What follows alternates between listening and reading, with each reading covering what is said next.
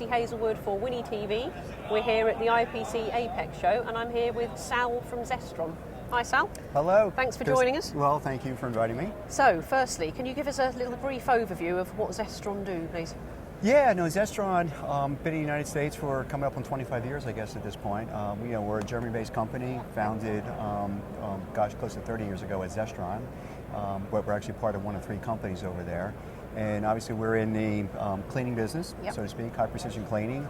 And we make primarily water-based engineering cleaning agents for the electronics industry. So we focus a lot on deflecting materials, essential cleaning materials, things for what we generically call maintenance, like for reflow ovens and wave solder ovens, pallets, things along those lines. As well as we do some underside wipe, and printers, and so on. So yeah.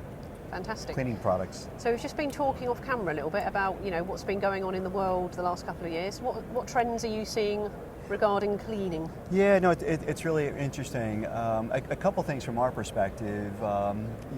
There is a lot of focus on the environment, and Zestron has a keen interest in that. And a number of years ago, I'm going to say around 2010 or thereabouts, we introduced literally what was the first pH neutral cleaning product. And just for a point of reference, cleaning products tend to be alkaline, in other words, high pH levels, somewhere around maybe 11 or 12 or thereabouts, and that's required for the solubility and whatnot. And over the years, those products also have what's called inhibition packages, so you don't cause corrosion or stripping or damage, surface damage to different components and things. But those alkaline cleaning agents work extremely well, and we still have them. We're still developing them, and it's a very, very solid product for defluxing. However, we realize, that there's a need for pH neutral products. I mean, pH neutral, they're more user friendly in a sense.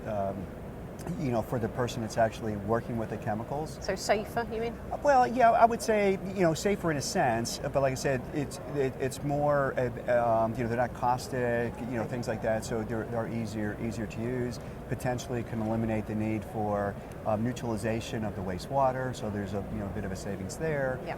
So that's been a very big drive for Zestron over the years, and we've continued to advance that pH neutral product line over the years. So from what we started with in 2010, we probably have, 4 or 5 different versions now for different applications and so on. However, another big thing, and we happen to be in California, but VOCs, okay? Yeah. And you may recall way back in the 80s, there was something called Montreal Protocol where scientists identified the hole in the ozone layer and the potential cause for that. Was VOCs, and at that time there was a lot of chemicals that were used in the electronics industry which contained CFCs, right? And that was the advent truly of Zestron as a company in developing these water-based cleaning agents. Now, let me put it this way. So IPA is commonly used in our marketplace or in our industry, and IPA is essentially 100% solvent, or has 100%. It's 100% VOC. In terms of grams per liter, it's about 787 or thereabouts grams per liter. And the cleaning agents that we make, the water-based cleaning agents, as a concentrate, they're about the same. They're in that 800 or so gram per liter, but that's as a concentrate. And of course, people use it at 10% or 15% or thereabouts. So effectively, the VOCs that are there in the product as it's used is more like around 100 or so grams per liter. Okay. So much less than IPA, but it's about 100. Now we happen to be sitting in California. There's a lot of air quality management districts. Every state has, if not one, multiple ones. California has many. And a lot of the air quality management districts around our country are putting limitations on VOCs. Now VOCs do contribute to ground level ozone, so it's something that if it can be reduced, it's beneficial.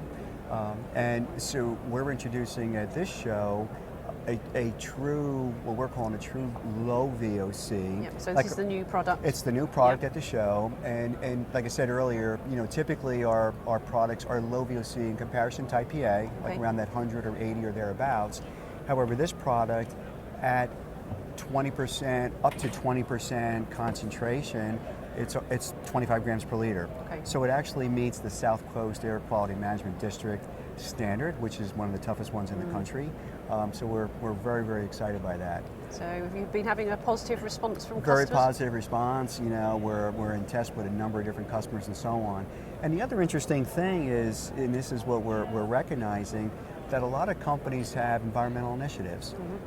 One is, I don't know if you're familiar with the UN Sustainability Goals 2030, and I believe there's 17 parts of that overall goal, and some of them are related to like poverty and hunger, Yep. Things along those lines. But one of the key ones is industry innovation and infrastructure. Yep. And what we're finding is, companies are latching onto that, and they're looking for environmental initiatives that reduce their carbon footprint, so to Yeah, speak. yeah. Reduce VOCs. I think it's all about reducing the carbon footprint, isn't it, with the targets that have been set. So. Exactly right. And this goes hand in hand also with ISO 14000. So 14000 is another environmental initiative, and when we go into companies, you can, they're very proud of these statements. They'll be ISO 9000 or ISO 14000, and having a true low VOC product is a way for companies to really advance that initiative and say, hey, we're making an impact. Granted, it's, you got to start small, Exactly, right? yeah, but all the small things add up to something big, don't There they? you go, exactly right. So we're pretty excited by that. And truly, it's taken us several years to develop this. We have a deep R&D force or a team, and together with our application engineers, this product has come about. It's been tested widely internally at our company, and like I said, now it's in the field, and we're looking forward to some big things there. Brilliant. Okay, Yeah. all good. And you mentioned your colleagues presenting a paper. Yeah, as well. sure thing. Yeah. Yeah. One of my colleagues is presenting a paper. It's called Solder Mask and Low Standoff Components. Okay. Low standoff component cleaning a connection. And that's a really interesting paper. I mean, as we all know in this industry, printed circuit boards are more dense these days. They're smaller. Just look at your iPhones or things like that. Stack components and so on. Z height is much less, so there's cleaning challenges there. Yeah. And and a lot of our cleaning agents are designed to get under these low standoff components. They have low surface tension and so on. So that is a way that we attack that challenge, the cleaning challenge with the complex components we're dealing with today. However, something else we wanted to look at is solder mask. Okay, all the printed circuit boards have a solder mask. It prevents corrosion and oxidation and so forth, so it's necessary to have a solder mask. Sure. But the question is, how do we imprint that solder mask, right? So there's several options. You could have solder mask defined, non-solder mask defined, or perhaps no solder mask under those certain pads. And the way the test was done, we had boards made for us, test vehicles made for us, with those three solder mask options. The components were obviously soldered, to these boards, and we ran cleaning trials, essentially with a single cleaning agent. What we were trying to do is assess the comparative differences between those three types of solder masks. Yeah. So, we picked one machine type, one cleaner type, one cleaning machine, one aqueous cleaning agent, and a given set of operating parameters. So we didn't try to optimize or get the best. We just said, let's use a common set of parameters, and let's look at how well the components were cleaned with those three solder masks, with the three solder mask opportunities, Yeah. and the way they were done. Yeah. So it's really exciting, and what we realize is, if you have no solder mask, I mean, essentially you could increase that Z height by maybe 10 to almost 40 microns, which is significant for us, right? Yeah.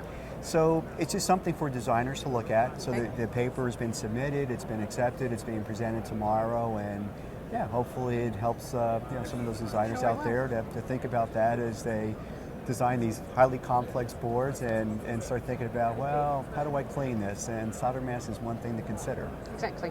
Okay, brilliant. Well, thanks for talking to us, Sal. Well, I appreciate the opportunity. Hope you enjoy the rest of the show. Likewise. All right, thank you very Thanks. much. Thank you.